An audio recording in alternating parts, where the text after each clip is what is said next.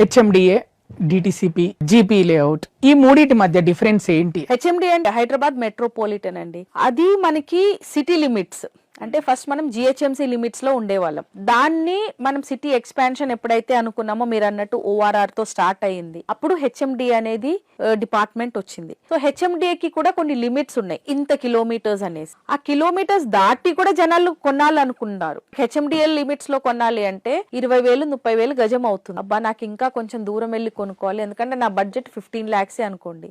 So ముందుకెళ్ళి జనాలు కొనాలి అంటే అక్కడ లిమిట్స్ లేవు. సో అప్పుడు మనకి డిటిసిపి వచ్చింది. అంటే హెచ్ఎండిఏ తర్వాత డిటిసిపి అంటే డిస్ట్రిక్ట్ బేస్, హెచ్ఎండి అంటే హైదరాబాద్ మెట్రోపాలిటన్, అంటే ఈక్వల్ టు మున్సిపాలిటీ.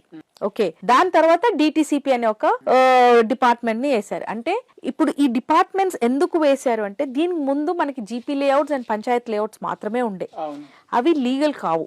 అవి లీగల్ ఎందుకు కావు అంటే దాంట్లోకి రోడ్లు ఉండవు. ఇప్పుడు నాకు ఒక ఎకరా ల్యాండ్ ఉంది, నేను దాన్ని అమ్మేశాను, నలుగురికి అమ్మాను. ఇప్పుడు నలుగురు రోడ్ ఎట్లా వేయాలంటే కొనుక్కున్న వాళ్ళు మీరు వేసుకోండి అంతే ఉండే. ఇక్కడైతే వీళ్ళే వేసిస్తారు.